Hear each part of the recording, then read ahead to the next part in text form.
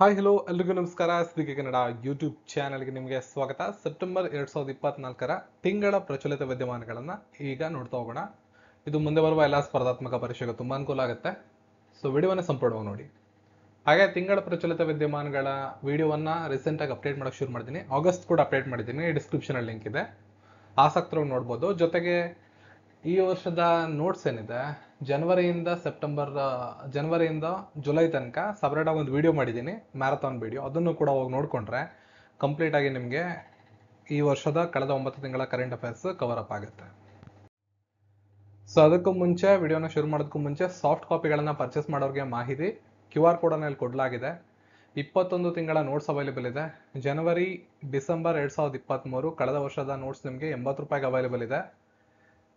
ಜನವರಿಯಿಂದ ಸೆಪ್ಟೆಂಬರ್ 2024 90 ರೂಪಾಯಿ ಆಗುತ್ತೆ. 730ಕ್ಕಿಂತ ಹೆಚ್ಚು ಪುಟಗಳಿದೆ.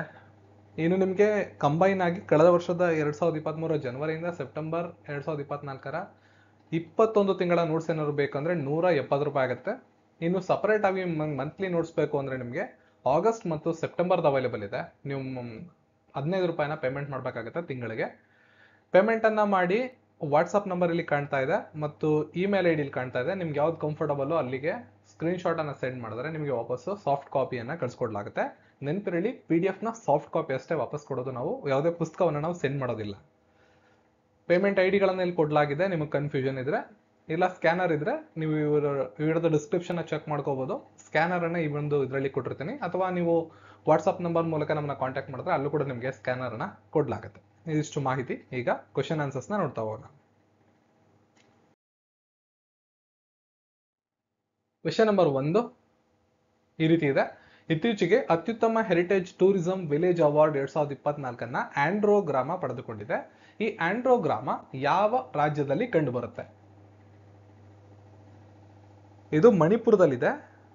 2024ರ ಅತ್ಯುತ್ತಮ ಪ್ರವಾಸೋದ್ಯಮಗಳ ಗ್ರಾಮ ಸ್ಪರ್ಧೆಯಲ್ಲಿ ಹೆರಿಟೇಜ್ ಸಂಸ್ಕೃತಿ ವಿಭಾಗದಲ್ಲಿ, ಪರಂಪರೆ ವಿಭಾಗದಲ್ಲಿ ಮಣಿಪುರ ರಾಜ್ಯದ ಆಂಡ್ರೋ ಗ್ರಾಮ ಪುರಸ್ಕಾರವನ್ನ ತಂದಾಗಿಸ್ಕೊಂಡಿದೆ. ನೆಕ್ಸ್ಟ್, ಇತ್ತೀಚೆಗೆ ಭಾರತೀಯ ಕಲಾ ಮಹೋತ್ಸವದ ಮೊದಲ ಆವೃತ್ತಿಯನ್ನ ಎಲ್ಲಿ ಉದ್ಘಾಟನೆ ಮಾಡಿದ್ರು? ಸಿಕಂದರಾಬಾದ್ ಅಲ್ಲಿ ಇದನ್ನು ಉದ್ಘಾಟನೆ ಮಾಡಿರ್ತಾರೆ. ದೇಶದ ರಾಷ್ಟ್ರಪತಿಗಳಾದ ದ್ರೌಪದಿ ಮುರ್ಮು ಅವರು ಸೆಪ್ಟೆಂಬರ್ 28ರಂದು 8ನೇ ಭಾರತೀಯ ಕಲಾ ಮಹೋತ್ಸವವನ್ನ ಉದ್ಘಾಟನೆ ಮಾಡಿರ್ತಾರೆ. ನೆಕ್ಸ್ಟ್, ಇತ್ತೀಚೆಗೆ 2024ರ ಪ್ರತಿಷ್ಠಿತ ಶಾಸ್ತ್ರ ರಾಮಾನುಜನ್ ಪ್ರಶಸ್ತಿಯನ್ನ ಯಾರಿಗೆ ನೀಡಲಾಗಿದೆ? ಶಾಸ್ತ್ರ ರಾಮಾನುಜ ಪುರಸ್ಕಾರವನ್ನ ಅಲೆಕ್ಸಾಂಡರ್ ಡನ್ ಅನ್ನೋರಿಗೆ ಕೊಡಲಾಗಿದೆ. ಈ ಒಂದು ಪುರಸ್ಕಾರವನ್ನ ತಮಿಳುನಾಡಿನ ಶಾಸ್ತ್ರ ವಿಶ್ವವಿದ್ಯಾಲಯ 2005ರಲ್ಲಿ ಸ್ಥಾಪನೆ ಮಾಡಲಾಗಿದೆ. ಹಾಗೆ ಶಾಸ್ತ್ರ ರಾಮಾನುಜ ಪ್ರಶಸ್ತಿ ಅಂತ ಇದನ್ನ ಕರೆಯಲಾಗುತ್ತೆ. 2024ರ ಆವೃತ್ತಿಯನ್ನ ಅಲೆಕ್ಸಾಂಡರ್ ಡನ್ ಅನ್ನೋರಿಗೆ ಕೊಡಲಾಗಿದೆ. ಇದನ್ನ ವಾರ್ಷಿಕವಾಗಿ ರಾಮಾನುಜನ್ ಅವರ ಜನ್ಮದಿನವಾದಂತಹ ಡಿಸೆಂಬರ್ 22ರಂದು ನೀಡಲಾಗುತ್ತೆ.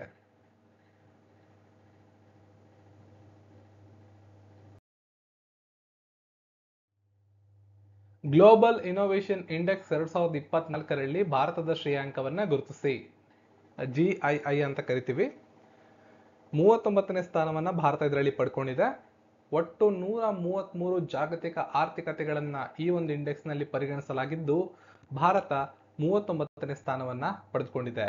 ಇನ್ನು ವಿಶ್ವ ಬೌದ್ಧಿಕ ಆಸ್ತಿ ಸಂಸ್ಥೆ ವಿಜ್ಞಾನ ಮತ್ತು ತಂತ್ರಜ್ಞಾನ ಕ್ಲಸ್ಟರ್ ಶ್ರೇಯಾಂಕದಲ್ಲಿ ಭಾರತ 4ನೇ ಸ್ಥಾನವನ್ನ ಪಡೆದುಕೊಂಡಿದೆ. ವಿಶ್ವದ ಟಾಪ್ 10 S&T ಕ್ಲಸ್ಟರ್ಗಳಲ್ಲಿ ಮುಂಬೈ, ದೆಹಲಿ, ಬೆಂಗಳೂರು ಮತ್ತು ಚೆನ್ನೈ ಕಾಣಿಸ್ಕೊಂಡಿರೋದನ್ನ ನಾವಿಲ್ಲಿ ಗಮನಿಸಬಹುದು. ಇನ್ನು ಅಮೂರ್ತ ಆಸ್ತಿ ತೀವ್ರತೆಯಲ್ಲಿ ಜಾಗತಿಕವಾಗಿ ಭಾರತ 7ನೇ ಸ್ಥಾನದಲ್ಲಿ ಕಂಡುಬಂದಿದೆ.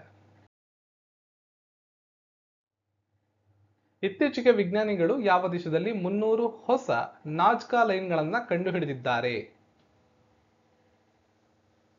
ಸರಿಯಾದ ಉತ್ತರ ಪೆರು.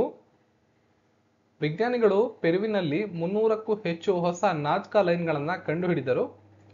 ಇದು ತಿಳಿದಿರುವ ಜಿಯೋಗ್ಲಿಫ್ಗಳನ್ನ ದ್ವಿಗುಣಗೊಳಿಸುತ್ತಂತೆ.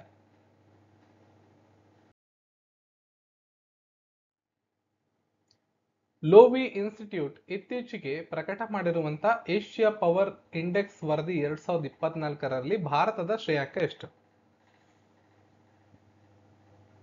ಸೊ 3ನೇ ಸ್ಥಾನದಲ್ಲಿ ಭಾರತ ಕಂಡು ಬರ್ತಾ ಇದೆ. ಭಾರತ ಜಪಾನ್ ಅನ್ನ ಹಿಂದಿಕ್ಕಿದೆ ಈ ಒಂದು ಶ್ರೇಯಾಂಕದಲ್ಲಿ, 3ನೇ ಸ್ಥಾನವನ್ನ ಕಾಯ್ದುಕೊಂಡಿದೆ. ಇನ್ನು ಅಮೆರಿಕ 1ನೇ ಸ್ಥಾನ ಮತ್ತು ಚೀನಾ 2ನೇ ಸ್ಥಾನದಲ್ಲಿ ಇರೋದನ್ನ ನಾವಿಲ್ಲಿ ಗಮನಿಸಬಹುದು. ಇತ್ತೀಚೆಗೆ ರಷ್ಯಾ ಮತ್ತು ಚೀನಾ ಓಷನ್ 24 ನೌಕಾ ವ್ಯಾಯಾಮವನ್ನ ಯಾವ ಜಲಮೂಲದಲ್ಲಿ ಪ್ರಾರಂಭಿಸಿದವು? ಜಪಾನ್ ಸಮುದ್ರದಲ್ಲಿ ಈ ಎರಡು ದೇಶಗಳು ಓಷನ್ 24 ಅನ್ನೋ ಹೆಸರಿನ ನೌಕಾ ವ್ಯಾಯಾಮವನ್ನ ಮಾಡಿರ್ತವೆ. ಜಪಾನ್ ಸಮುದ್ರ ಪಶ್ಚಿಮ ಪೆಸಿಫಿಕ್ ನಲ್ಲಿರುವ ಒಂದು ಸಣ್ಣ ಸಮುದ್ರವಾಗಿದ್ದು, ರಷ್ಯಾ, ಉತ್ತರ ಕೊರಿಯಾ, ದಕ್ಷಿಣ ಕೊರಿಯಾ ಮತ್ತು ಜಪಾನ್ ದೇಶದ ಗಡಿ ಅಂಚಲ್ಲಿ ಕಂಡುಬರುತ್ತೆ.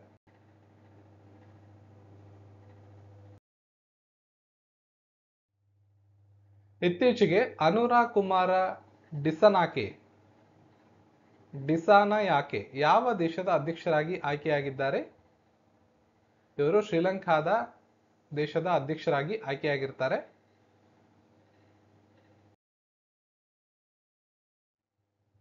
ಪಳೆಯುಳಿಕೆ ಇಂಧನ ಉತ್ಪಾದಿಸುವ ದೇಶಗಳಿಂದ ಸ್ವಯಂ ಪ್ರೇರಿತ ಕೊಡುಗೆಗಳ ಮೂಲಕ ಹಣಕಾಸು ಒದಗಿಸಲು ಹೊಸ ಹವಾಮಾನ ನಿಧಿಯನ್ನ ಯಾವ ದೇಶವು ಪ್ರಸ್ತಾಪಿಸಿದೆ? ಅಜರ್ಬೈಜಾನ್ ಅನ್ನೋ ದೇಶ ಈ ಒಂದು ಹೊಸ ವಿನೂತನ ಪ್ರಯೋಗಕ್ಕೆ ಕೈ ಹಾಕಿದೆ. ಇತ್ತೀಚೆಗೆ ಯಾವ ರಾಜ್ಯ ಆಹಾರ ಸುರಕ್ಷತೆ ಸೂಚ್ಯಂಕ 2024ರಲ್ಲಿ ಅಗ್ರಸ್ಥಾನವನ್ನ ಪಡೆದುಕೊಂಡಿದೆ? ನಮ್ಮ ನೆರೆಯ ಕೇರಳ ಸತತ 2ನೇ ವರ್ಷಕ್ಕೂ ಕೂಡ ಅಗ್ರಸ್ಥಾನವನ್ನ ಕಾಯ್ದುಕೊಂಡಿದೆ. ಅಂದ್ರೆ ಕಳೆದ ವರ್ಷ 2023ರಲ್ಲೂ ಕೂಡ ಅಗ್ರಸ್ಥಾನವನ್ನ ಕಾಯ್ದುಕೊಂಡಿತ್ತು. FSSAI ಜಾಗತಿಕ ಆಹಾರ ನಿಯಂತ್ರಕ ಶೃಂಗಸಭೆ 2024ರ ಸೂಚ್ಯಂಕವನ್ನ ಬಿಡುಗಡೆ ಮಾಡಿದೆ. ಭಾರತೀಯ ಆಹಾರ ಸುರಕ್ಷತೆ ಮತ್ತು ಗುಣಮಟ್ಟ ಪ್ರಾಧಿಕಾರ FSSAI ಅಂದ್ರೆ 2018-19 ಇಸ್ವಿಯಿಂದ ಪ್ರತಿ ವರ್ಷ ಈ ಸೂಚ್ಯಂಕವನ್ನ ಪ್ರಕಟ ಮಾಡ್ತಾ ಇದೆ. ಆಹಾರ ಸುರಕ್ಷತಾ ಮಾನದಂಡಗಳನ್ನ ಸುಧಾರಣೆ ಮಾಡಬೇಕು ಅನ್ನೋ ಗುರಿಯನ್ನ ಇಟ್ಟುಕೊಂಡು ಈ ಒಂದು ಸೂಚ್ಯಂಕವನ್ನ ಪ್ರಕಟ ಮಾಡಲಾಗ್ತಾ ಇದೆ. ಡೇಟಾನ ಯಾವ ರೀತಿ ನಿರ್ವಹಣೆ ಮಾಡ್ತಾರೆ, ಅನುಸರಣೆ ಹೆಂಗ್ ಮಾಡ್ತಾರೆ, ಆಹಾರದ ಪರೀಕ್ಷೆ, ತರಬೇತಿ ಮತ್ತು ಗ್ರಾಹಕರ ಸಬಲೀಕರಣ ಅನ್ನೋ 5 ಮಾನದಂಡಗಳನ್ನ ಇಟ್ಕೊಂಡು ಮೌಲ್ಯಮಾಪನವನ್ನ ಮಾಡಿ ಅಂಕಗಳನ್ನ ಕೊಡಲಾಗುತ್ತೆ.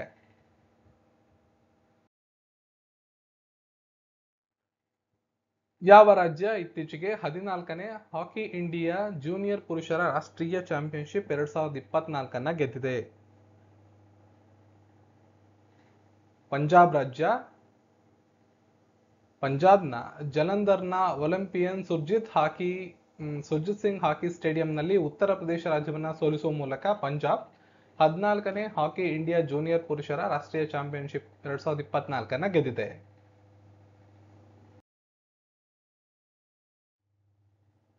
ಇತ್ತೀಚೆಗೆ ಜಾಫರ್ ಹಸನ್ ಯಾವ ದೇಶದ ಹೊಸ ಪ್ರಧಾನಿಯಾಗಿ ಆಯ್ಕೆಯಾಗಿದ್ದಾರೆ?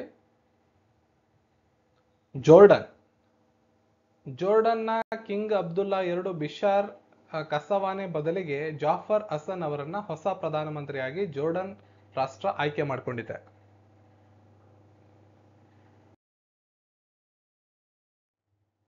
ಇತ್ತೀಚೆಗೆ ವಿಪತ್ತು ನಿರ್ವಹಣೆ ಕುರಿತು ರಾಷ್ಟ್ರೀಯ ವಿಚಾರ ಸಂಕಿರಣ ಎಕ್ಸರ್ಸೈಸ್ AI ಅನ್ನೋದು ಎಲ್ಲಿ ನಡೆಯಿತು? ಇದು ಚೆನ್ನೈಯಲ್ಲಿ ನಡೆದಿದೆ. ಚೆನ್ನೈನಲ್ಲಿ ರಾಷ್ಟ್ರೀಯ ವಿಪತ್ತು ನಿರ್ವಹಣಾ ಪ್ರಾಧಿಕಾರ ಮತ್ತು ಆರ್ಮಿ ಸದರ್ನ್ ಕಮಾಂಡ್ನಿಂದ 2 ದಿನಗಳ ವಿಚಾರ ಸಂಕಿರಣ ವ್ಯಾಯಾಮ IKI ನಡೆಯಿತು. ಇದು ವಿಪತ್ತು ಸನ್ನದ್ಧತೆಯನ್ನು ಸುಧಾರಿಸೋಕೆ ಮತ್ತು ಪ್ರಮುಖ ಮಧ್ಯಸ್ಥಗಾರರ ನಡುವೆ ಸಹಯೋಗವನ್ನು ಬೆಳೆಸುವ ಉದ್ದೇಶದಿಂದ ನಡೆಸಲಾಗಿರುವಂತಹ ಒಂದು ವಿಚಾರ ಸಂಕಿರಣವಾಗಿದೆ.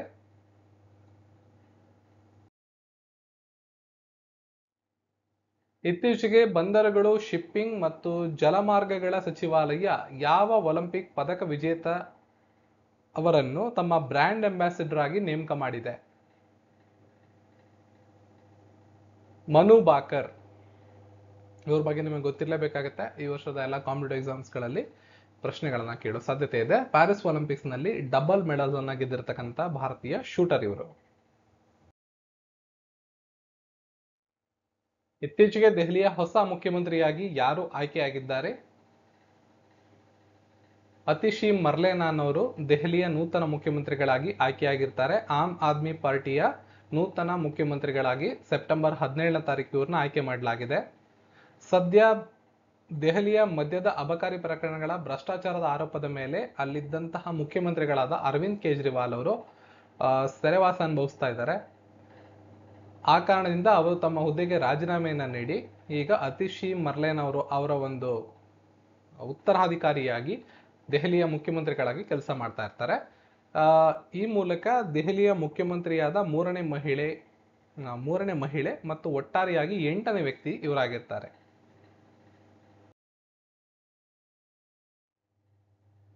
ಯಾವ ದೇಶವು ಪುರುಷರ ಏಷ್ಯನ್ ಹಾಕಿ ಚಾಂಪಿಯನ್ಸ್ ಟ್ರೋಫಿ 2024ನ ಗೆದ್ದಿದೆ?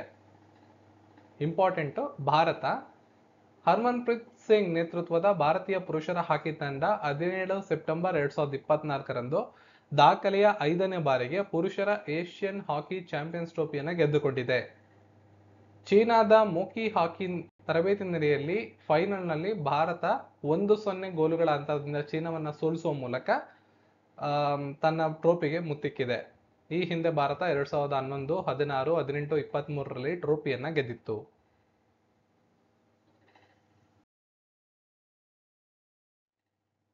ಇತ್ತೀಚೆಗೆ ಸುದ್ದಿಯಲ್ಲಿ ಕಂಡುಬರುವ ಸುಭದ್ರಾ ಯೋಜನೆ ಯಾವ ರಾಜ್ಯದ ಅತಿದೊಡ್ಡ ಮಹಿಳಾ ಕೇಂದ್ರಿತ ಯೋಜನೆಯಾಗಿದೆ?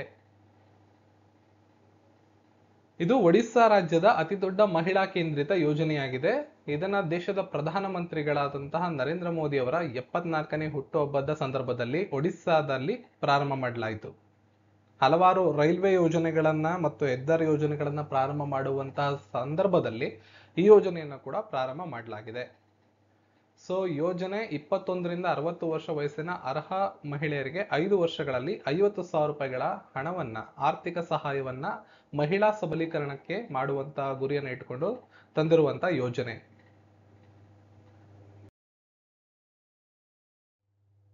ಇತ್ತೀಚೆಗೆ ಸಶಸ್ತ್ರ ಸೀಮಾ ಬಲ ಇದರ ಮಹಾನಿರ್ದೇಶಕರಾಗಿ ಯಾರು ಆಯ್ಕೆಯಾಗಿದ್ದಾರೆ?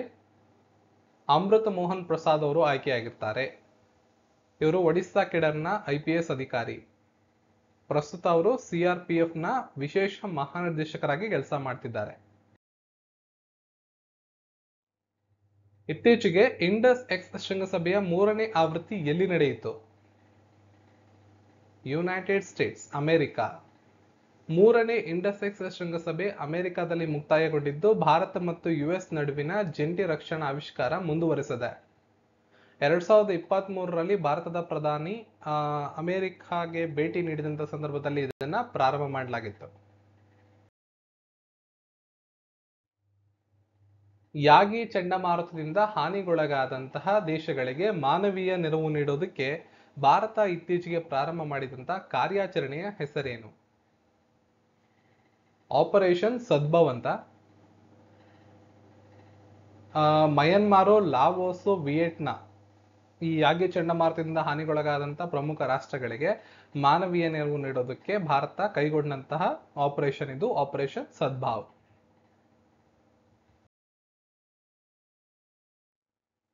ವಿಶ್ವ ಓಝೋನ್ ದಿನ 2024ರ ಥೀಮ್ ಏನಾಗಿತ್ತು? Montreal protocol advancing climate action ಅನ್ನೋದು 2024ರ ವಿಶ್ವ ಓಝೋನ್ ದಿನದ ಧ್ಯೇಯವಾಕ್ಯ. ಸೆಪ್ಟೆಂಬರ್ 16ನೇ ತಾರೀಕನ್ನ ನಾವು ವಿಶ್ವ ಓಝೋನ್ ದಿನ ಅಂತ ಆಚರಣೆ ಮಾಡ್ತೀವಿ. ಇತ್ತೀಚೆಗೆ ಯಾವ ದೇಶ ಬ್ರಿಕ್ಸ್ನ NDB ನ್ಯೂ ಡೆವಲಪ್ಮೆಂಟ್ ಬ್ಯಾಂಕ್ನ ಹೊಸ ಸದಸ್ಯತ್ವವನ್ನ ಪಡೆದುಕೊಂಡಿದೆ? ಅಲ್ಜೀರಿಯಾ ಅನ್ನೋ ದೇಶ ನ್ಯೂ ಮೆಂಬರ್ ಆಗಿದೆ. ಅಲ್ಜೀರಿಯಾ NDBಯ ಹೊಸ ಸದಸ್ಯತ್ವವನ್ನು ಪಡ್ಕೊಂಡಿದೆ. ಸೆಪ್ಟೆಂಬರ್ 2024ರಿಂದ ಅಧಿಕೃತ ಸ್ಥಾನಮಾನವನ್ನ ಅದು ಪಡ್ಕೊಂಡಿದೆ. ಅಲ್ಜೀರಿಯಾಗಿಂತ ಮೊದಲು ಈ ವರ್ಷ ಬಾಂಗ್ಲಾದೇಶ, UAE, ಉರುಗ್ವೈ, ಈಜಿಪ್ಟ್ ನಂತ ದೇಶಗಳು ಕೂಡ ಈ ಒಂದು ನಮ್ಮ ನ್ಯೂ ಡೆವಲಪ್ಮೆಂಟ್ ಬ್ಯಾಂಕ್ ಬ್ರಿಕ್ಸ್ನ ಬ್ಯಾಂಕ್ ಇದು. ಬ್ರಿಕ್ಸ್ ಅಂದ್ರೆ ಬ್ರೆಜಿಲ್, ರಷ್ಯಾ, ಇಂಡಿಯಾ, ಚೀನಾ ಮತ್ತು ದಕ್ಷಿಣ ಆಫ್ರಿಕಾ 5 ರಾಷ್ಟ್ರಗಳ ಒಂದು ಒಕ್ಕೂಟ. ಅವರು ಒಂದು ಬ್ಯಾಂಕ್ ಅನ್ನ ಈ 5 ಆರ್ಥಿಕತೆಗಳು ಸೇರಿ ಒಂದು ಬ್ಯಾಂಕ್ ಅನ್ನ ನಿರ್ಮಾಣ ಮಾಡ್ಕೊಂಡಿದ್ದಾರೆ. ಸೊ ಆ ಒಂದು ಬ್ಯಾಂಕ್ನ ಸದಸ್ಯತ್ವವನ್ನ ಹಲವಾರು ರಾಷ್ಟ್ರಗಳು ಪಡ್ಕೊಳ್ತಾ ಇದ್ದಾವೆ. ಈ ನಿಟ್ಟಿನಲ್ಲಿ ರೀಸೆಂಟ್ ಆಗಿ ಅಲ್ಜೀರಿಯಾ ದೇಶ ಜಾಯಿನ್ ಆಗಿದೆ. ಇದು ನಿಮ್ಗೆ ಗೊತ್ತಿರಲಿ.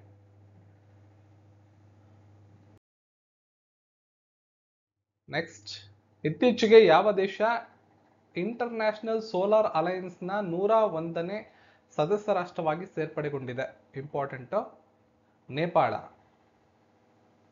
ಸೊ ನೇಪಾಳ ಈ ಒಂದು ISA ಇಂಟರ್ನ್ಯಾಷನಲ್ ಸೋಲಾರ್ ಅಲಯನ್ಸ್ ನ 101ನೇ ಮೆಂಬರ್ ಕಂಟ್ರಿ ಆಗಿದೆ.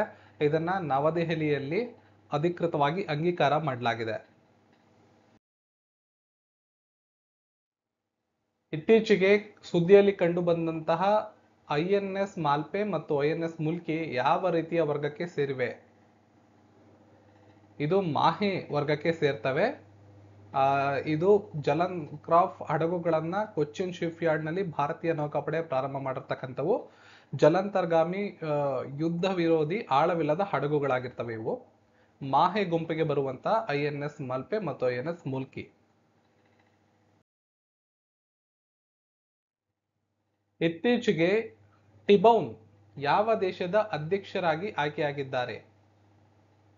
ಇವರು ಅಲ್ಜೀರಿಯಾ ದೇಶದ ಅಧ್ಯಕ್ಷರಾಗಿ ಆಯ್ಕೆಯಾಗಿದ್ದಾರೆ. ಅಲ್ಜೀರಿಯಾ ದೇಶ ಇತ್ತೀಚೆಗೆ ಎಲ್ಲಿಗೆ ಆಡ್ ಆಗಿದೆ? ಈಗ ರೀಸೆಂಟ್ ಆಗಿ ಕ್ವಶನ್ಸ್ ಎಲ್ಲ ಆನ್ಸರ್ ಕೊಟ್ಟಿದ್ದೀನಿ. ಈ ರೀತಿ ಇಂಟರ್ಲಿಂಕ್ ಮಾಡಿ ನೀವು ಕ್ವಶನ್ಸ್ ಗಳನ್ನ ನೋಡ್ಕೋಬೇಕಾಗತ್ತೆ. ಮುಂದೆ ಬರುವಂತಹ ಪರೀಕ್ಷೆಗಳಿಗೆ ಇದು ತುಂಬಾ ಅನುಕೂಲ ಆಗ್ತಾ ಹೋಗುತ್ತೆ. ಸೊ ನೆಕ್ಸ್ಟ್ ನೋಡೋಣ. ಸ್ವಚ್ಛ ವಾಯು ಸರ್ವೇಕ್ಷಣಾ 2024ರಲ್ಲಿ ಯಾವ ನಗರ ಮೊದಲ ಸ್ಥಾನವನ್ನ ಪಡ್ಕೊಂಡಿದೆ? ಸೂರತ್ ನಗರ ಅಗ್ರ ಸ್ಥಾನವನ್ನ ಪಡ್ಕೊಂಡಿದೆ. ಈ ಹಿಂದೆ ಸೂರತ್ 13ನೇ ಸ್ಥಾನದಲ್ಲಿತ್ತು. ಭಾರತಾದ್ಯಂತ 131 ನಗರಗಳಲ್ಲಿ ಈ ಒಂದು ಸ್ವಚ್ಛ ವಾಯು ಸರ್ವೇಕ್ಷಣವನ್ನ ಮಾಡಲಾಗಿದ್ದು, ಸೂರತ್ ಈ ಬಾರಿ ಅಗ್ರ ಸ್ಥಾನವನ್ನ ಕಾಯ್ದುಕೊಂಡಿದೆ.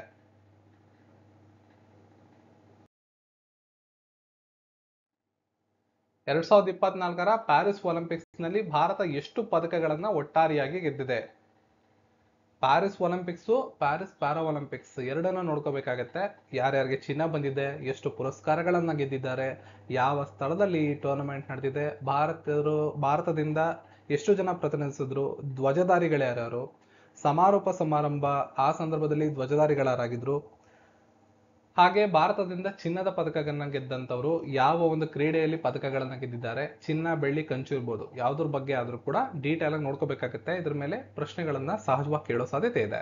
ಹಾಗೆ ಈ ಬಾರಿಯ ಒಲಿಂಪಿಕ್ಸ್ ಎಲ್ಲಿ ನಡೀತು, ಮುಂದಿನ ಬಾರಿ ಒಲಿಂಪಿಕ್ಸ್ ಎಲ್ಲಿ ನಡೆಯುತ್ತೆ, ಈ ಬಾರಿಯ ಪ್ಯಾರಾ ಒಲಿಂಪಿಕ್ಸ್ ಎಲ್ಲಿ ನಡೀತು, ಮುಂದಿನ ಬಾರಿದು ಎಲ್ಲಿ ನಡೆಯುತ್ತೆ, ಯಾವ ರಾಷ್ಟ್ರ ಅತಿ ಹೆಚ್ಚು ಪದಕಗಳನ್ನ ಗಳಿಸಿದೆ, ಯಾವ ರಾಷ್ಟ್ರ ಅತಿ ಕಡಿಮೆ ಪದಕಗಳನ್ನ ಗಳಿಸಿದೆ, ವಿಶ್ವ ದಾಖಲೆ ಯಾವ್ದಾದ್ರು ಆಗಿದ್ರೆ ಯಾವ ರಾಷ್ಟ್ರ ವಿಶ್ವ ದಾಖಲೆ ಮಾಡಿದೆ, ಇದೆಲ್ಲ ನೋಡ್ಕೋಬೇಕಾಗತ್ತೆ. ಜೊತೆಗೆ ಒಲಿಂಪಿಕ್ಸ್ ಮತ್ತು ಪ್ಯಾರಾ ಒಲಿಂಪಿಕ್ಸ್ಗೆ ಹೊಸದಾಗಿ ಸೇರ್ಪಡೆಯಾಗಿರುವಂತಹ ಕ್ರೀಡೆಗಳು ಯಾವ್ದಾದಿದ್ರೆ, ಯಾವ ಕ್ರೀಡೆ ಹೊಸದಾಗಿ ಜಾಯಿನ್ ಆಗಿದೆ, ಯಾವ ಕ್ರೀಡೆಯನ್ನ ಬಿಡಲಾಗಿದೆ, ಕಳೆದ ವರ್ಷದ ಒಲಿಂಪಿಕ್ಸ್ಗೂ ಈ ವರ್ಷದ ಒಲಿಂಪಿಕ್ಸ್ಗೂ ಯಾವ್ದನ್ನ ಸೇರಿಸಿದ್ದಾರೆ, ಯಾವ್ದನ್ನ ಬಿಟ್ಟಿದ್ದಾರೆ, ಈ ರೀತಿ ಸಂಪೂರ್ಣವಾಗಿ ಇದರದ್ದೇ ಒಂದು ಪಟ್ಟಿ ಮಾಡ್ಕೋಬೇಕಾಗತ್ತೆ.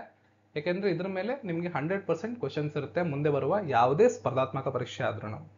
ಸೊ ನಾನು ಹೇಳಿರುವಂತ ಅಷ್ಟು ವಿವರಗಳನ್ನ ನೀವು ಪಟ್ಟಿ ಮಾಡ್ಕೊಂಡ್ರೆ ಖಂಡಿತವಾಗ್ಲೂ ನಿಮ್ಗೆ 2 ರಿಂದ 3 ಅಂಕಗಳು ಮುಂದೆ ಬರುವ ಸ್ಪರ್ಧಾತ್ಮಕ ಪರೀಕ್ಷೆಗಳಲ್ಲಿ ಸಿಗ್ತಾ ಹೋಗುತ್ತೆ. ಸೊ 2024ರ ಪ್ಯಾರಿಸ್ ಪ್ಯಾರಾ ಒಲಿಂಪಿಕ್ಸ್ ನಲ್ಲಿ 29 ಪದಕಗಳನ್ನ ಭಾರತ ಗೆದ್ಕೊಂಡಿದೆ. ಪ್ಯಾರಿಸ್ನ ಸ್ಪೇನ್ ಡಿ ಫ್ರಾನ್ಸ್ ನಲ್ಲಿ ಸಮಾರೋಪ ಸಮಾರಂಭ ನಡೀತು ಸೆಪ್ಟೆಂಬರ್ 8ನೇ ತಾರೀಕು. ಈ ಮೂಲಕ 17ನೇ ಪ್ಯಾರಿಸ್ ಪ್ಯಾರಾ ಒಲಿಂಪಿಕ್ಸ್ಗೆ ಮುಕ್ತಾಯವನ್ನು ಹಾಡಲಾಗಿದೆ. 28 ಆಗಸ್ಟ್ ನಿಂದ 8 ಸೆಪ್ಟೆಂಬರ್ ವರೆಗೆ ಇದನ್ನ ಮಾಡಲಾಗಿತ್ತು. ಇನ್ನು 2028ರ ನೋಡಿ 4 ವರ್ಷಗಳಿಗೊಮ್ಮೆ ನಡೆಯುವಂಥದ್ದು 2028ರ ಬೇಸಿಗೆ ಪ್ಯಾರಾ ಒಲಿಂಪಿಕ್ಸ್ ನ 18ನೇ ಆವೃತ್ತಿ ಲಾಸ್ ಆಂಜಲೀಸ್ ಅಮೆರಿಕಾದಲ್ಲಿ ನಡೆಯುತ್ತೆ. ಇದು ನಿಮಗೆ ಗೊತ್ತಿರಬೇಕು, ವೆರಿ ವೆರಿ ಇಂಪಾರ್ಟೆಂಟ್. ಇನ್ನು 220 ಪದಕಗಳೊಂದಿಗೆ ಚೀನಾ ಈ ಬಾರಿ ಅಗ್ರಸ್ಥಾನವನ್ನ ಕಾಯ್ದುಕೊಂಡ್ರೆ 29 ಪದಕಗಳನ್ನು ಗೆದ್ದಿರುವಂತಹ ಭಾರತ 18ನೇ ಸ್ಥಾನವನ್ನ ಕಾಯ್ದುಕೊಂಡಿದೆ. ನೆಕ್ಸ್ಟ್, ಇತ್ತೀಚೆಗೆ ಸುದ್ದಿಯಲ್ಲಿ ಕಾಣಿಸಿಕೊಂಡಂತ ಅಗ್ನಿ 4 ಕ್ಷಿಪಣಿ ಯಾವ ಸಂಸ್ಥೆ ಅಭಿವೃದ್ಧಿಪಡಿಸಿರುವಂತಹ ಕ್ಷಿಪಣಿಯಾಗಿದೆ? Defence research and development organisation ಅವರು ಅಗ್ನಿ 4 ಕ್ಷಿಪಣಿಯನ್ನ ಒಡಿಸ್ಸಾದ ಇಂಟಿಗ್ರೇಟೆಡ್ ಟೆಸ್ಟ್ ರೇಂಜ್ ನಲ್ಲಿ ಸೆಪ್ಟೆಂಬರ್ 6ನೇ ತಾರೀಕು ಯಶಸ್ವಿಯಾಗಿ ಪರೀಕ್ಷೆ ಮಾಡಿರ್ತಾರೆ. 2024ರ ಪ್ಯಾರಿಸ್ ಪ್ಯಾರಾ ಒಲಿಂಪಿಕ್ಸ್ ನಲ್ಲಿ ಜೋಡೋದಲ್ಲಿ ಪದಕ ಗೆದ್ದ ಮೊದಲ ಭಾರತೀಯ ಎಂದು ಇತಿಹಾಸವನ್ನ ಸೃಷ್ಟಿ ಮಾಡಿದಂತವ್ರು ಯಾರು?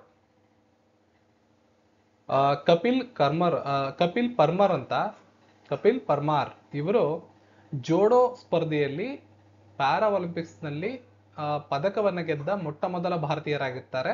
ಕಂಚಿನ ಪದಕವನ್ನು ಇವರು ಗೆದ್ದಿರ್ತಾರೆ. ಈ ಹಿಂದೆ 2022ರ ಏಷ್ಯನ್ ಗೇಮ್ಸ್ ನಲ್ಲಿ ಪರ್ಮಾರ್ ಅವರು ಬೆಳ್ಳಿ ಪದಕವನ್ನ ಗೆದ್ದಿದ್ರು. ಇದು ನಿಮ್ಗೆ ಗೊತ್ತಿರಲಿ. ಇತ್ತೀಚೆಗೆ ಸುದ್ದಿಯಲ್ಲಿರುವಂತಹ ಕೊನಾಕ್ಸ್ ಯಾವ ರಾಜ್ಯದ ಅತಿ ದೊಡ್ಡ ಬುಡಕಟ್ಟು ಜನಾಂಗವಾಗಿದೆ? ಇದು ನಾಗಾಲ್ಯಾಂಡ್ ರಾಜ್ಯದ ಅತಿ ದೊಡ್ಡ ಬುಡಕಟ್ಟು ಜನಾಂಗವಾಗಿದೆ. 2024ರ ಪ್ಯಾರಿಸ್ ಪ್ಯಾರಾ ಒಲಿಂಪಿಕ್ಸ್ ನಲ್ಲಿ ಮಹಿಳೆಯರ 400 ಮೀಟರ್ ಸ್ಪರ್ಧೆಯಲ್ಲಿ ದೀಪ್ತಿ ಜಿವನಗಿ ಯಾವ ಪದಕ ಗೆದ್ದಿದ್ದಾರೆ? ಕಂಚಿನ ಪದಕವನ್ನು ಇವರು ಗೆದ್ದಿರ್ತಾರೆ.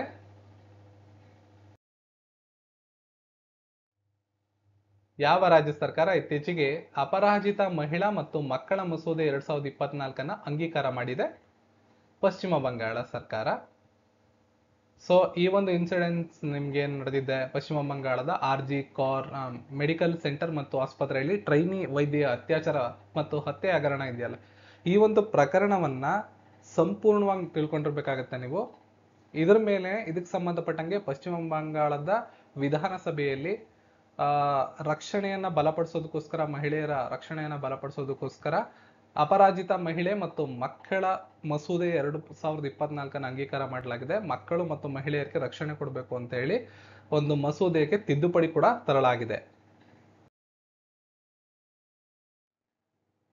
ಯಾವ ರಾಜ್ಯದ ಅಸೆಂಬ್ಲಿ ಇತ್ತೀಚೆಗೆ ಶೂನ್ಯ ಅವರ್ ಅನ್ನು ಪ್ರಾರಂಭಿಸುವ ಮೂಲಕ ಹೊಸ ಶಾಸಕಾಂಗ ಪದ್ಧತಿಯನ್ನ ಪರಿಚಯ ಮಾಡಿದೆ? ಇಂಪಾರ್ಟೆಂಟ್. ಸರಿಯಾದ ಉತ್ತರ Himachal Pradesh. Next, 2024ರ Paris para Olympics ನಲ್ಲಿ ನಿತೀಶ್ ಕುಮಾರ್ ಯಾವ ಸ್ಪರ್ಧೆಯಲ್ಲಿ ಚಿನ್ನದ ಪದಕ ಗೆದ್ದಿದ್ದಾರೆ? ಈ ರೀತಿ ಪ್ರಶ್ನೆಗಳನ್ನ ನಿಮ್ಗೆ ಕೇಳೋ ಸಾಧ್ಯತೆಗಳಿರ್ತವೆ. ಇಲ್ಲಿ ನಿಮ್ಗೆ ಒಂದು ಕ್ವಶನ್ ಫ್ರೇಮ್ ಮಾಡಿಕೊಟ್ಟಿದ್ದೀನಲ್ಲ, ಈ ರೀತಿ ಹಲವಾರು ಪಾಸಿಬಲ್ ಕ್ವಶನ್ಸ್ ಗಳನ್ನ ಕೇಳೋ ಸಾಧ್ಯತೆ ಇರುತ್ತೆ. ಇವರು ಬ್ಯಾಡ್ಮಿಂಟನ್ ನಲ್ಲಿ ಚಿನ್ನದ ಪದಕವನ್ನ ಗೆದ್ದಿರ್ತಾರೆ.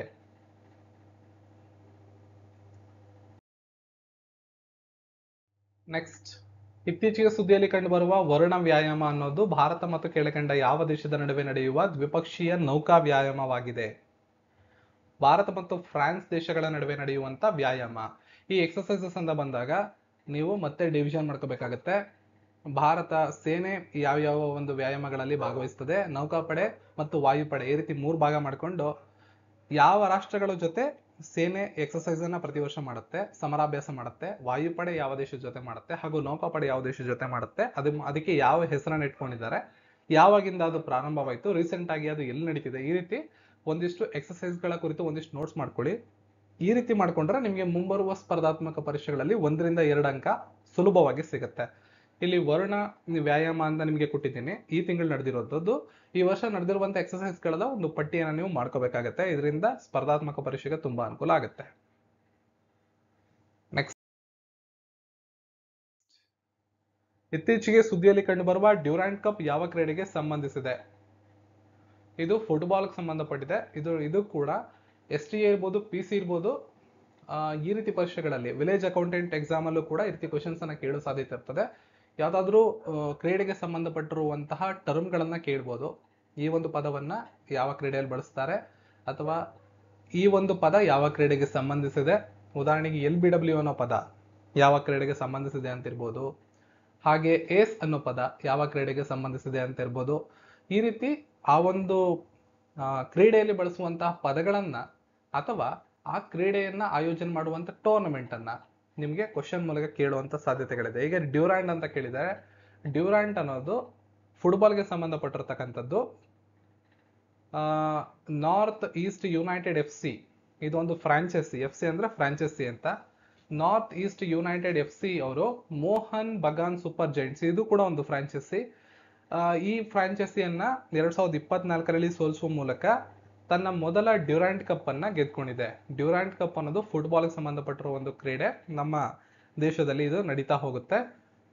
ಇದಕ್ಕೆ ತುಂಬಾ ದೊಡ್ಡ ಇತಿಹಾಸ ಇದೆ. ಈ ವರ್ಷ ನಡೆದಿರೋದು 133ನೇ ಆವೃತ್ತಿಯಾಗಿದೆ. ಇದು ನಿಮಗೆ ಗೊತ್ತಿರಬೇಕಾಗತ್ತೆ. ಇದು ಏಷ್ಯಾದ ಅತ್ಯಂತ ಹಳೆಯ ಫುಟ್ಬಾಲ್ ಪಂದ್ಯಾವಳಿಯಾಗಿದೆ. ಸೊ ಇದನ್ನ ನೋಡ್ಕೊಂಡಾಗ ನೀವು ಈ ವರ್ಷದ ಟೆನ್ನಿಸ್ಗೆ ಬಂದ್ರೆ ಗ್ರ್ಯಾಂಡ್ ಸ್ಲಾಮ್ಸ್ ಗಳನ್ನ ನೋಡ್ಕೋಬೇಕು. ಗ್ರ್ಯಾಂಡ್ ಸ್ಲಾಮ್ಸ್ ಗಳು 4 ಆಗಿದೆ ಈ ವರ್ಷದಲ್ಲಿ. ಯಾವ ಒಂದು ಕಾಲಮಾನದಲ್ಲಿ ಯಾವ ಗ್ರ್ಯಾಂಡ್ ಸ್ಲಾಮ್ ನಡೆಯುತ್ತೆ, ಜನವರಿಯಲ್ಲಿ ನಡೆದಿರೋದು ಯಾವುದು, ಆಮೇಲೆ ಏಪ್ರಿಲ್ ಅಲ್ಲಿ, ಜುಲೈಯಲ್ಲಿ, ಆಗಸ್ಟ್ ಅಲ್ಲಿ ನಡೆದಿರ್ತಕ್ಕಂಥ ಗ್ರ್ಯಾಂಡ್ ಸ್ಲಾಮ್ಗಳು. ಅದರಲ್ಲಿ ಸಿಂಗಲ್ಸ್ ನಲ್ಲಿ ಪುರುಷರ ವಿಭಾಗದಲ್ಲಿ ಯಾರು ಗೆದ್ದಿದ್ದಾರೆ, ಮಹಿಳಾ ವಿಭಾಗದಲ್ಲಿ ಯಾರು ಗೆದ್ದಿದ್ದಾರೆ, ಪುರುಷರ ವಿಭಾಗದಲ್ಲಿ ಗೆದ್ದವರು ಯಾವ ದೇಶದವರು, ಮಹಿಳಾ ವಿಭಾಗದಲ್ಲಿ ಗೆದ್ದವರು ಯಾವ ದೇಶದವರು, ಮತ್ತು ಭಾರತವನ್ನ ಪ್ರತಿನಿಧಿಸಿ ಯಾರು ಪ್ರಶಸ್ತಿಯನ್ನ ಗೆದ್ದಿದ್ರೆ ಅದು ಯಾವ ವಿಭಾಗ. ಜೊತೆಗೆ ಇಷ್ಟು ವಿಷಯಗಳನ್ನ ನೋಡ್ಕೊಳ್ಳೋದ್ರ ಜೊತೆಗೆ ಅದರ ಹಿನ್ನೆಲೆ ಟೆನ್ನಿಸ್ ಬಗ್ಗೆ ಇಲ್ಲಿ ಮಾತಾಡ್ತಿರೋದ್ರಿಂದ ಗ್ರ್ಯಾಂಡ್ ಸ್ಲಾಮ್ಗಳ ಹಿನ್ನೆಲೆ, ಅತ್ಯಂತ ಹಳೆಯ ಗ್ರ್ಯಾಂಡ್ ಸ್ಲಾಮ್ ಯಾವುದು, ಯಾವ ಗ್ರ್ಯಾಂಡ್ ಸ್ಲಾಮ್ ಅನ್ನ ಯಾವ ಕೋರ್ಟಲ್ಲಿ ಆಡ್ತಾರೆ, ಈ ರೀತಿ ಕೆಲವು ವಿಶೇಷಗಳಿರ್ತವೆ. ಅವನ್ನೆಲ್ಲ ನೀವು ನೋಡ್ಕೋಬೇಕಾಗತ್ತೆ. ಈ ತರ ನೋಟ್ ಮಾಡ್ಕೊಂಡ್ರೆ ಟೆನ್ನಿಸ್ ಗ್ರ್ಯಾಂಡ್ ಸ್ಲಾಮ್ಸ್ ಬಗ್ಗೆ ತುಂಬಾ ಪ್ರಶ್ನೆಗಳು ಬರ್ತಾ ಇವೆ ರೀಸೆಂಟ್ ಆಗಿ. ಕಳೆದ 2-3 ವರ್ಷಗಳ ಪ್ರಚಲಿತ ವಿದ್ಯಮಾನಗಳನ್ನ ನೋಡ್ಕೊಂಡ್ರೆ, ಕ್ವಶನ್ ಪೇಪರ್ಸ್ ಅನ್ನೆಲ್ಲ ನೋಡಿದ್ರೆ ನೀವು ಗಮನಿಸಬಹುದು, ಒಂದಲ್ಲ ಒಂದು ಪ್ರಶ್ನೆ ಅದ್ರಲ್ಲಿ ಇರುತ್ತೆ. ಅದನ್ನು ಕೂಡ ಒಂದು ಸ್ವಲ್ಪ ನೋಟ್ಸ್ ಮಾಡ್ಕೊಳ್ಳಿ. ಅದ್ರ ಮೂಲಕ ನಿಮ್ಗೆ 1ರಿಂದ 2 ಅಂಕಗಳು ಸಿಗೋ ಸಾಧ್ಯತೆಗಳು ತುಂಬಾ ಬರುತ್ತೆ.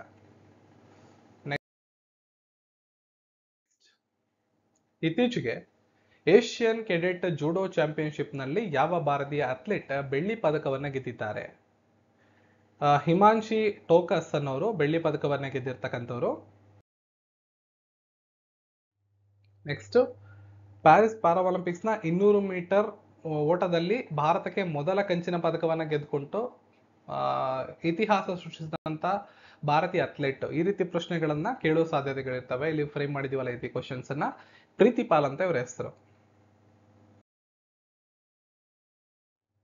ನೆಕ್ಸ್ಟ್, ಪ್ರಾಜೆಕ್ಟ್ ನಮನ್ ಇತ್ತೀಚೆಗೆ ಯಾವ ಶಸ್ತ್ರಪಡೆ ಯೋಧರು ಮತ್ತು ಕುಟುಂಬಗಳನ್ನ ಬೆಂಬಲ ಮಾಡೋದಕ್ಕೆ ಪ್ರಾಜೆಕ್ಟ್ ನಮನ್ ಅನ್ನ ಪ್ರಾರಂಭ ಮಾಡಲಾಗಿದೆ? ಇದು ಭಾರತೀಯ ಸೇನೆಯ ಶಸ್ತ್ರಪಡೆಯ ಯೋಧರು ಮತ್ತು ಅವರ ಕುಟುಂಬಗಳನ್ನ ಬೆಂಬಲಿಸೋದಕ್ಕೆ ಮಾಡಿರ್ತಕ್ಕಂಥ ನೂತನವಾದ ಯೋಜನೆಯಾಗಿದೆ.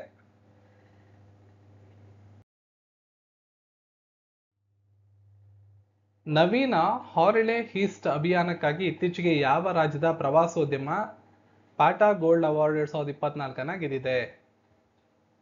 ಸೊ ಕೇರಳ ರಾಜ್ಯದ ಅಭಿಯಾನ ಇದು. ಅವರೇ ಈ ಪುರಸ್ಕಾರವನ್ನ ಗೆದ್ದಿರ್ತಾರೆ. ಮೋನಾ ಅಗರ್ವಾಲ್ ಅವರು ನಮ್ಮ ಪ್ಯಾರಾ ಒಲಿಂಪಿಕ್ಸ್ ನಲ್ಲಿ ಕಂಚಿನ ಪದಕವನ್ನ ಗೆದ್ದಿದ್ದಾರೆ. ಅವರು ಪ್ರತಿನಿಧಿಸಿದಂತಹ ಸ್ಪೋರ್ಟ್ಸ್ ಯಾವುದು ಅಂತ ಪ್ರಶ್ನೆಯಲ್ಲಿ. ಸೊ ಶೂಟಿಂಗ್ ನಲ್ಲಿ ಅವರು ಪ್ರತಿನಿಧಿಸಿದ್ರು ಭಾರತವನ್ನ. ಪ್ಯಾರಿಸ್ ಒಲಿಂಪಿಕ್ಸ್ ನಲ್ಲಿ ಕಂಚಿನ ಪದಕವನ್ನ ಅವರು ಗೆದ್ದಿರ್ತಾರೆ.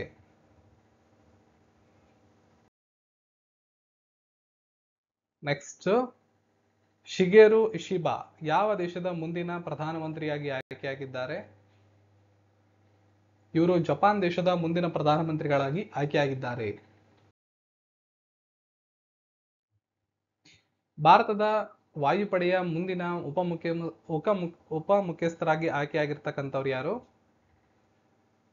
SP ಧರ್ಕರ್ ಅವರು. ಇತ್ತೀಚೆಗೆ ಬಿಡುಗಡೆಯಾದ ಏಷ್ಯಾ ಪವರ್ ಇಂಡೆಕ್ಸ್ ನಲ್ಲಿ ಭಾರತದ ಸ್ಥಾನ 3ನೇ ಸ್ಥಾನದಲ್ಲಿ ಭಾರತ ಕಂಡು ಬರ್ತಾ ಇದೆ.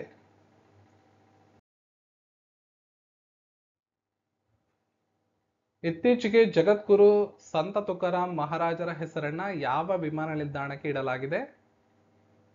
ಪುಣೆಯ ವಿಮಾನ ನಿಲ್ದಾಣಕ್ಕೆ ಈ ಹೆಸರನ್ನ ಇಡಲಾಗಿದೆ.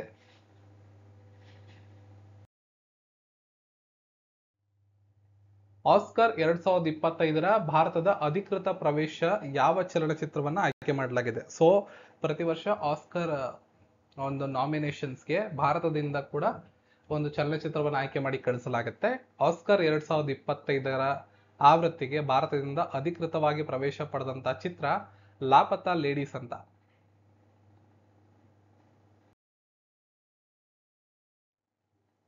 ನೇ ರಾಷ್ಟ್ರೀಯ ಚೆಸ್ ಚಾಂಪಿಯನ್ಶಿಪ್ ಅನ್ನ ಗೆದ್ದಂತವರು ಕಾರ್ತಿಕ್ ವೆಂಕಟರಾಮನ್ ಅಂತ.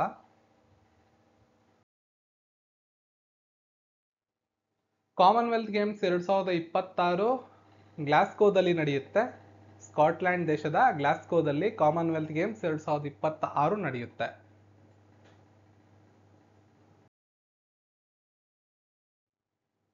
ಯಾವ ಸಮಿತಿ ಶಿಫಾರಸಿನ ಮೇಲೆಗೆ ಒಂದು ರಾಷ್ಟ್ರ ಒಂದು ಚುನಾವಣೆಯನ್ನ ಮಾಡಲಾಗಿದೆ? ಭಾರತದ ಮಾಜಿ ರಾಷ್ಟ್ರಪತಿಗಳಾದ ರಾಮನಾಥ್ ಕೋವಿಂದ್ ಅವರ ನೇತೃತ್ವದಲ್ಲಿ ಅವರ ಶಿಫಾರಸಿನ ಮೇಲೆಗೆ ಒಂದು ರಾಷ್ಟ್ರ ಒಂದು ಚುನಾವಣೆ ಇದನ್ನ ಮಾಡಲಾಗಿದೆ. ಒಂದು ಸಮಿತಿಯನ್ನ ರಚನೆ ಮಾಡಲಾಗಿತ್ತು ಇದ್ರ ಕುರಿತು ವಿಷಯಗಳನ್ನ ಸಂಗ್ರಹ ಮಾಡೋದಕ್ಕೆ. ಸೊ ಆ ಸಮಿತಿಯ ಮುಖ್ಯಸ್ಥರು ಇವರೇ ಆಗಿದ್ರು.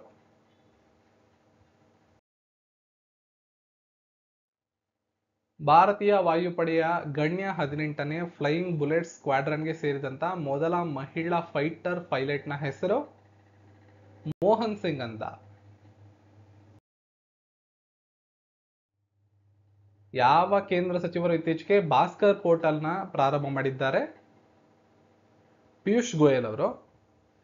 ಕೇಂದ್ರದ ವಾಣಿಜ್ಯ ಮತ್ತು ಕೈಗಾರಿಕಾ ಸಚಿವರಾದ ಪಿಯೂಷ್ ಗೋಯಲ್ ಅವರು ಸ್ಟಾರ್ಟ್ಅಪ್ ಇಂಡಿಯಾ ಕಾರ್ಯಕ್ರಮದ ಅಡಿಯಲ್ಲಿ ಭಾರತ್ ಸ್ಟಾರ್ಟ್ಅಪ್ ಪ್ರವೇಶ ನೋಂದಣಿ ಭಾಸ್ಕರ್ ಅಂತ ಅದರ ಫುಲ್ ಫಾರ್ಮ್ ಉಪಕ್ರಮವನ್ನು ಪ್ರಾರಂಭ ಮಾಡಿದ್ದಾರೆ. ಇಲ್ಲಿ ನೋಡ್ಕೊಳ್ಳಿ, ಕೇಂದ್ರ ಸಚಿವರು ಈ ಪಟ್ಟಿಯನ್ನ ನೀವು ರೈಲ್ವೆ ಎಕ್ಸಾಮ್ಸ್ ಏನಾದ್ರು ಪ್ರಿಪೇರ್ ಮಾಡ್ಕೋತಾ ಇದ್ರೆ ಸ್ವಲ್ಪ ನೋಡ್ಕೋಬೇಕಾಗತ್ತೆ. ಕೇಂದ್ರದ ಪ್ರಸ್ತುತ ಸಚಿವರು ಯಾರ ಹತ್ರ ಯಾವ ಖಾತೆಗಳಿದೆ ಅಂತ ರೀಸೆಂಟ್ ಆಗಿ ಅದ್ರ ಮೇಲೆ ವಿಡಿಯೋ ಕೂಡ ಮಾಡಿದ್ದೀನಿ, ಅದನ್ನ ಹೋಗಿ ಚೆಕ್ ಮಾಡ್ಕೋಬಹುದು. ಜಂಟಿ ಮಿಲಿಟರಿ ವ್ಯಾಯಾಮ ಅಲ್ ನಜಾ ಭಾರತ ಮತ್ತು ಯಾವ ದೇಶದ ನಡುವೆ ನಡೆಯುತ್ತೆ? ಸೊ ಓಮನ್ ಮತ್ತು ಭಾರತ ದೇಶದ ನಡುವೆ ನಡೆಯುತ್ತೆ ಈ ಒಂದು ಜಂಟಿ ಮಿಲಿಟರಿ ವ್ಯಾಯಾಮ. 5ನೇ ಆವೃತ್ತಿ ಈ ವರ್ಷ ನಡೆದಿದೆ. ಒಮಾನ್ನ ಸಲಾಲ್ಗೆ ಭಾರತದ ಸೇನೆಯನ್ನ ಈ ಬಾರಿ ಕಳಿಸಲಾಗಿದೆ. ಅಂದ್ರೆ ಇದು ದ್ವಿಪಕ್ಷೀಯ ಅಲ್ವಾ, ಒಂದು ವರ್ಷ ಅವರು ಇಲ್ಲಿಗೆ ಬರ್ತಾರೆ, ಒಂದು ಸೇನಾ ತುಕಡಿ ಅವರ ದೇಶದ್ದು, ಇನ್ನೊಂದು ವರ್ಷ ನಮ್ಮ ಸೇನಾ ತುಕಡಿ ಅಲ್ಲಿಗೆ ಹೋಗುತ್ತೆ. ಸೀತಾರಾಮ್ ಯೆಚೂರಿ ಇತ್ತೀಚೆಗೆ ನಿಧನರಾಗಿದ್ದಾರೆ. ಅವರು ಯಾವ ಕ್ಷೇತ್ರದಲ್ಲಿ ಹೆಸರುವಾಸಿಯಾಗಿದ್ದರು? ಇವರು ರಾಜಕೀಯ ಕ್ಷೇತ್ರದಲ್ಲಿ ಹೆಸರುವಾಸಿಯಾಗಿದ್ದಾರೆ. ಹಿರಿಯ ಸಿಪಿಐ ಎಂನ ನಾಯಕರಾದ ಸೀತಾರಾಮ್ ಯೆಚೂರಿ ಅವರು ತಮ್ಮ 72ನೇ ವಯಸ್ಸಿನಲ್ಲಿ ನಿಧನರಾಗಿರ್ತಾರೆ. 2005ರಿಂದ 2015ರವರೆಗೆ ಈ ಸಿಪಿಐ ಪಕ್ಷದ ಪ್ರಧಾನ ಕಾರ್ಯದರ್ಶಿಗಳಾಗಿ ಅವರು ಕೆಲಸ ಮಾಡಿರ್ತಾರೆ. ಪ್ಯಾರಿಸ್ ಪ್ಯಾರಾಒಲಿಂಪಿಕ್ಸ್ ನಲ್ಲಿ ಸುಮಿತ್ ಅಂಟಿಲ್ ಯಾವ ಸ್ಪರ್ಧೆಯಲ್ಲಿ ಚಿನ್ನ ಗೆದ್ದಿದ್ದಾರೆ? ಜಾವೆಲಿನ್ ಥ್ರೋ ನಲ್ಲಿ ಸುಮಿತ್ ಅಂಟಿಲ್ ಚಿನ್ನದ ಪದಕವನ್ನ ಗೆದ್ದಿದ್ದಾರೆ.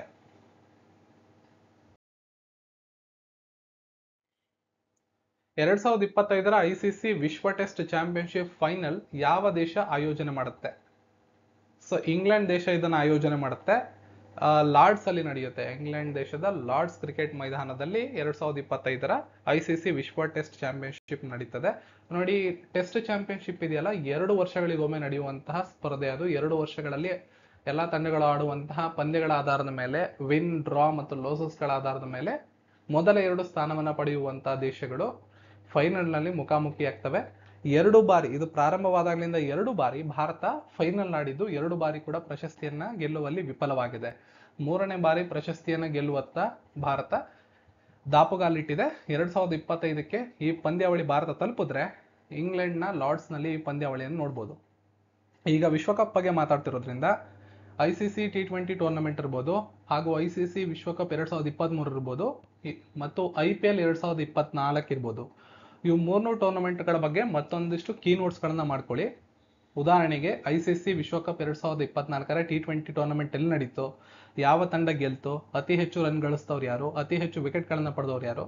ಸೇಮ್ ಕೇಸ್ ಕೋಟು 2023ರ ವಿಶ್ವಕಪ್ 50 ಓವರ್ಗಳ ವಿಶ್ವಕಪ್ ಅಲ್ಲೂ ಸೇಮ್ ಅದನ್ನೇ ನೋಟ್ಸ್ ಮಾಡ್ಕೊಳ್ಳಿ. ಹಾಗೆ IPL ಬಂದ್ರೆ ಆವೃತ್ತಿ ಎಷ್ಟನೇದು, ಎಷ್ಟು ತಂಡಗಳು ಭಾಗವಹಿಸಿದ್ವು, ಎಷ್ಟು ಪಂದ್ಯಗಳು ನಡೀತು, ಪರ್ಪಲ್ ಕ್ಯಾಪ್ ಅನ್ನ ಪಡೆದವ್ರು ಯಾರು, ಆರೆಂಜ್ ಕ್ಯಾಪ್ ಅನ್ನ ಪಡೆದವ್ರು ಯಾರು, ಪ್ಲೇಯರ್ ಆಫ್ ದ ಟೂರ್ನಮೆಂಟ್ ಯಾರು, ಇಷ್ಟು ವಿಷಯಗಳನ್ನ ನೀವು, ಮತ್ತೆ ಈ ಬಾರಿ IPL ಟ್ರೋಫಿಯನ್ನ ಗೆದ್ದಂತವ್ರು ಮತ್ತು ರನ್ನರ್ ಅಪ್, ಇಷ್ಟು ಮಾಹಿತಿಗಳನ್ನ ನೋಡಿಕೊಂಡ್ರೆ ಇದ್ರ ಮೇಲೆ ಒಂದು ಕ್ವಶನ್ ನಿಮಗೆ ಯಾವುದೇ ಕಾಂಪಿಟೇಟಿವ್ ಎಕ್ಸಾಮ್ಸ್ ಅಲ್ಲಿ, ಮುಂದೆ ಬರುವಂತ ಎಕ್ಸಾಮ್ಸ್ ಅಲ್ಲಿ ನಿರೀಕ್ಷೆ ಮಾಡಬಹುದಾಗಿರುತ್ತೆ.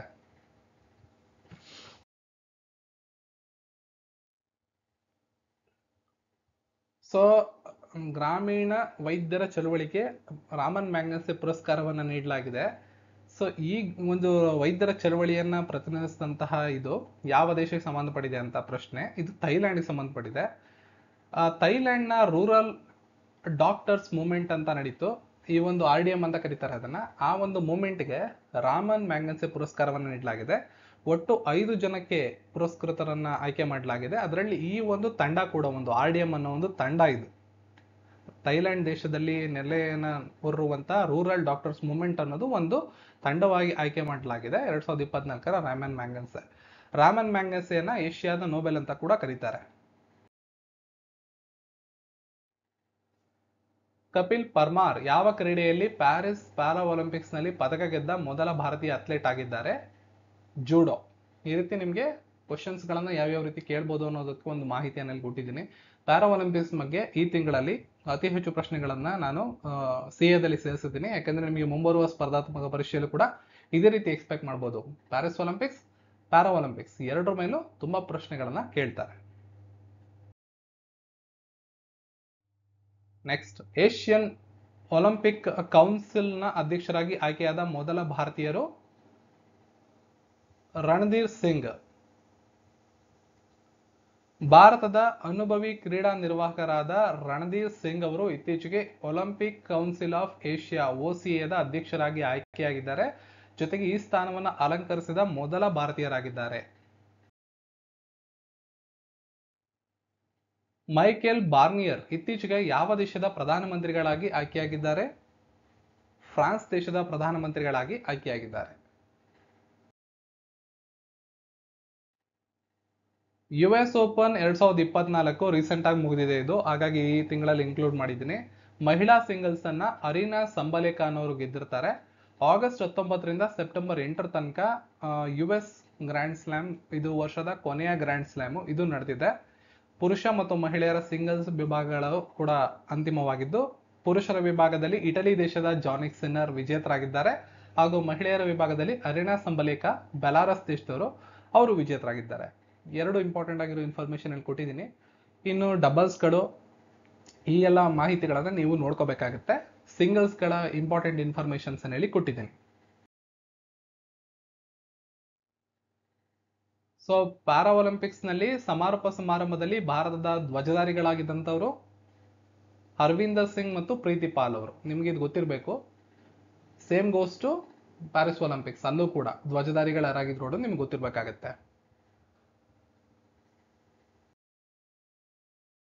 ನೆಕ್ಸ್ಟ್, ಅಧಿಕೃತ ಭಾಷೆಯ ಸಂಸದೀಯ ಸಮಿತಿಯ ಅಧ್ಯಕ್ಷರಾಗಿ ಮರು ಆಯ್ಕೆ ಯಾರಾಗಿದ್ದಾರೆ? ಅಮಿತ್ ಶಾ.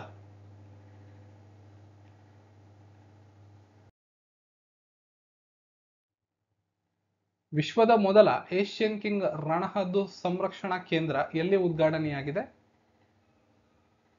ಉತ್ತರ ಪ್ರದೇಶದಲ್ಲಿ ಉದ್ಘಾಟನೆಯಾಗಿದೆ. ಯೋಗಿ ಆದಿತ್ಯನಾಥ್ ಅದನ್ನ ಉದ್ಘಾಟನೆ ಮಾಡಿರ್ತಾರೆ.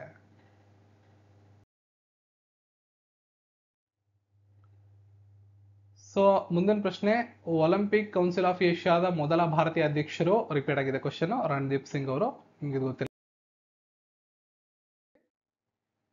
ಭಾರತವು ತನ್ನ ಅತ್ಯಂತ ಯಶಸ್ವಿ ಪ್ಯಾರಾ ಒಲಿಂಪಿಕ್ ಅಭಿಯಾನ 2024 ಮುಕ್ತಾಯಗೊಳಿಸಿದೆ. ಇದರಲ್ಲಿ ಒಟ್ಟು ಎಷ್ಟು ಪದಕಗಳನ್ನ ಭಾರತ ಗೆದ್ದಿದೆ? 29. ಇವಾಗ ಕ್ವಶನ್ಸ್ ಅನ್ನ ಯಾವ ರೀತಿ ಚೇಂಜ್ ಮಾಡಿ ಕೇಳ್ಬೋದು ಅಂತ ಹೇಳ್ತೀನಿ. ಭಾರತ ತನ್ನ ಅತ್ಯಂತ ಯಶಸ್ವಿ ಪ್ಯಾರಾ ಒಲಿಂಪಿಕ್ ಅಭಿಯಾನವನ್ನ ಮುಕ್ತಾಯಗೊಳಿಸಿದೆ.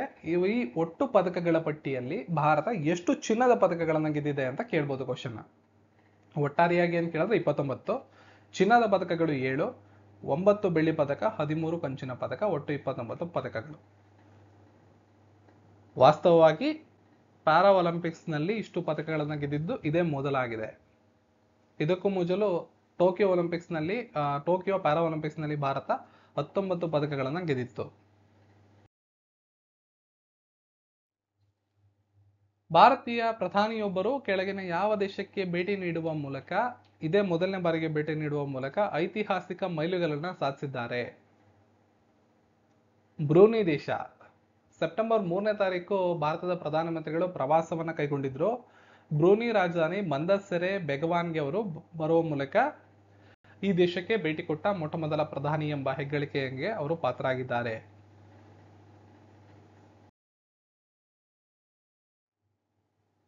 ಅಂಕೋರ್ ವಾಟ್ ಏಷ್ಯಾದ ಅತ್ಯಂತ ಫೋಟೋಜೆನಿಕ್ ಯುನೆಸ್ಕೋ ವಿಶ್ವ ಪರಂಪರೆಯ ತಾಣ ಎಂದು ಹೆಸರುವಾಸಿಯಾಗಿದೆ. ಅದು ಯಾವ ದೇಶದಲ್ಲಿ ಕಂಡುಬರುತ್ತೆ?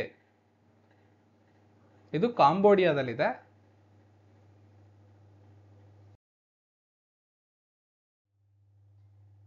ಅಂತಾರಾಷ್ಟ್ರೀಯ ಪ್ರಜಾಪ್ರಭುತ್ವ ದಿನವನ್ನ ಯಾವಾಗ ಆಚರಣೆ ಮಾಡ್ತೀವಿ?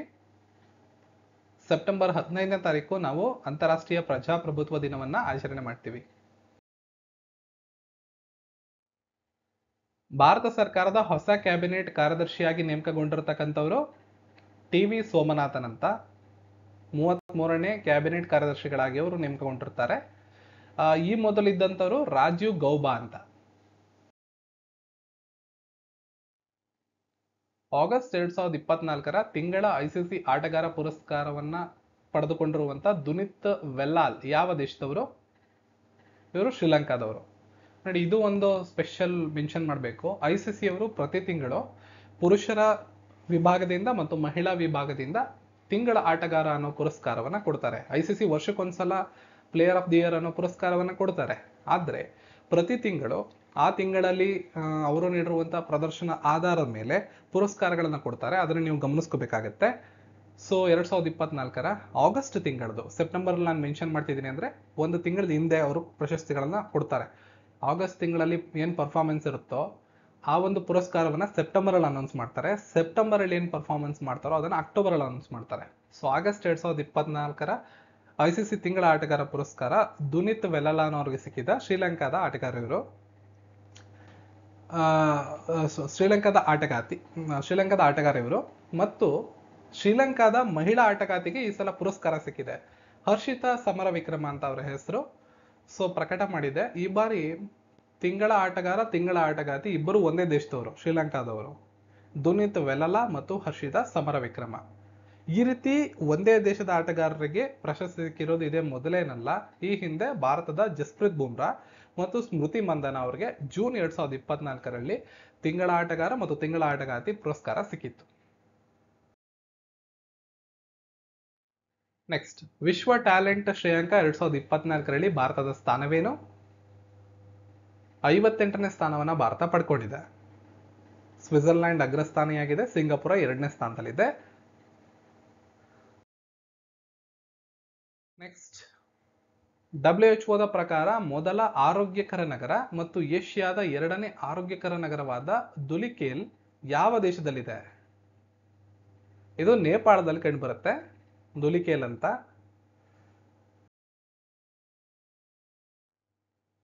ಅತ್ಯಂತ ಸಮೃದ್ಧ ಭಾರತೀಯ ಚಲನಚಿತ್ರ ತಾರೆಯಾಗಿ ಗಿನ್ನಿಸ್ ವಿಶ್ವ ದಾಖಲೆಯನ್ನ ಬರೆದಂತವ್ರು ಯಾರು? ಸೊ ಚಿರಂಜೀವಿ ಅವ್ರಿಗೆ ಒಂದು ಗಿನ್ನಿಸ್ ವರ್ಲ್ಡ್ ರೆಕಾರ್ಡ್ ಅನ್ನು ಅವರು ಬರೆದಿರ್ತಾರೆ.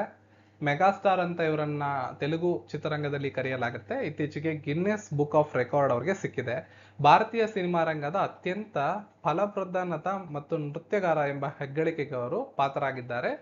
ಸುಮಾರು 156 ಚಿತ್ರಗಳಲ್ಲಿ ಅವರು ನಟಿಸಿದ್ದು 537 ಹಾಡುಗಳಲ್ಲಿ 24,000ಕ್ಕೂ ಹೆಚ್ಚು ನೃತ್ಯ ಚಲನೆಗಳನ್ನು ಅವರು ಮಾಡಿದ್ದಾರೆ. ಈ ರೀತಿ ವಿಶಿಷ್ಟವಾದಂತಹ ಸಾಧನೆಗೆ ಅವರಿಗೆ ಗಿನ್ನಿಸ್ ವರ್ಲ್ಡ್ ರೆಕಾರ್ಡ್ ಅನ್ನ ಅವರು ಪಡ್ಕೊಂಡಿರ್ತಾರೆ. ಈ ಜಗತ್ತಿನ ಬೇರೆ ಯಾವುದೇ ನಟ ಈ ಒಂದು ಸಾಧನೆಯನ್ನ ಮಾಡಿರೋದಿಲ್ಲ. ಇದರ ಜೊತೆಗೆ ಚಿರಂಜೀವಿ ಅವರಿಗೆ ಈಗಾಗಲೇ ದೇಶದ 2ನೇ ಅತ್ಯುನ್ನತ ನಾಗರಿಕ ಗೌರವವಾದ ಪದ್ಮವಿಭೂಷಣ ಹಾಗೂ 3ನೇ ನಾಗರಿಕ ಅತ್ಯುನ್ನತ ಗೌರವವಾದ ಪದ್ಮಭೂಷಣ ಕೂಡ ಸಿಕ್ಕಿದೆ. ಹಾಗೆ ಐಫಾ ಕೊಡುವಂತ Indian film personality of the year ಪುರಸ್ಕಾರ ಸಿಕ್ಕಿದೆ. ತೆಲುಗು ರಾಜ್ಯದಲ್ಲಿ ನೀಡುವಂತಹ ರಘುಪತಿ ವೆಂಕಯ್ಯ ಪುರಸ್ಕಾರ, ಹಾಗೆ 9 ಫಿಲ್ಮ್ ಫೇರ್ ಪ್ರಶಸ್ತಿಗಳು, 4 ನಂದಿ ಪ್ರಶಸ್ತಿಗಳು, ಆಂಧ್ರ ವಿಶ್ವವಿದ್ಯಾಲಯ ನೀಡುವಂತಹ ಗೌರವ ಡಾಕ್ಟರೇಟ್ ಕೂಡ ಚಿರಂಜೀವಿ ಅವರಿಗೆ ಸಿಕ್ಕಿರುತ್ತೆ. ಇಷ್ಟು ಸೆಪ್ಟೆಂಬರ್ 2024 ಬಹುಮುಖ್ಯ ರಾಷ್ಟ್ರ ಮತ್ತು ಅಂತಾರಾಷ್ಟ್ರ ಮತ್ತು ರಾಜ್ಯದ ಕೆಲವೊಂದಿಷ್ಟು ಇಂಪಾರ್ಟೆಂಟ್ ಆಗಿರೋ ಕರೆಂಟ್ ಅಫೇರ್ಸ್ ಆಗಿರ್ತವೆ. ಈ ಎಲ್ಲ ಮಾಹಿತಿಗಳು ನಿಮ್ಗೆ ಯೂಸ್ಫುಲ್ ಅನ್ಸಿದ್ರೆ ವಿಡಿಯೋನ ಲೈಕ್ ಮಾಡಿ, ಶೇರ್ ಮಾಡಿ, ಚಾನಲ್ನ ಸಬ್ಸ್ಕ್ರೈಬ್ ಮಾಡ್ಕೊಳ್ಳಿ. ನಿಮ್ಮ ಎಂಗೇಜ್ಮೆಂಟ್ ಇಂಪಾರ್ಟೆಂಟ್ ಆಗುತ್ತೆ. ವಿಡಿಯೋವನ್ನ ಕೊನೆವರೆಗೂ ನೋಡಿರ್ತಕ್ಕಂಥವ್ರು ಲೈಕ್ ಮಾಡಿ, ಜೊತೆಗೆ ಶೇರ್ ಮಾಡಿ. ಹಾಗೂ PDF ನೋಟ್ಸ್ ಬೇಕು ಅಂದ್ರೆ ಸ್ಕ್ರೀನ್ಶಾಟ್ ಅನ್ನ ನೀವು ಸೆಂಡ್ ಮಾಡ್ಬೋದು. ಡಿಸ್ಕ್ರಿಪ್ಷನ್ ಅಲ್ಲಿ ಹೆಚ್ಚಿನ ಮಾಹಿತಿ ಇರುತ್ತೆ. ವಿಡಿಯೋದ ಪ್ರಾರಂಭದಲ್ಲಿ ನಿಮಗೆ ಇನ್ಫಾರ್ಮೇಶನ್ ಕೊಟ್ಟಿದ್ದೀನಿ. ನಿಮ್ಮ ಅನುಕೂಲಕ್ಕೆ ತಕ್ಕಂತೆ ನೀವು ನೋಟ್ಸ್ಗಳನ್ನ ಪರ್ಚೇಸ್ ಮಾಡ್ಬೋದು. ಸಿಗೋಣ ಮತ್ತೊಂದು ವಿಡಿಯೋದಕ್ಕೆ. ಎಲ್ರಿಗೂ ಧನ್ಯವಾದಗಳು.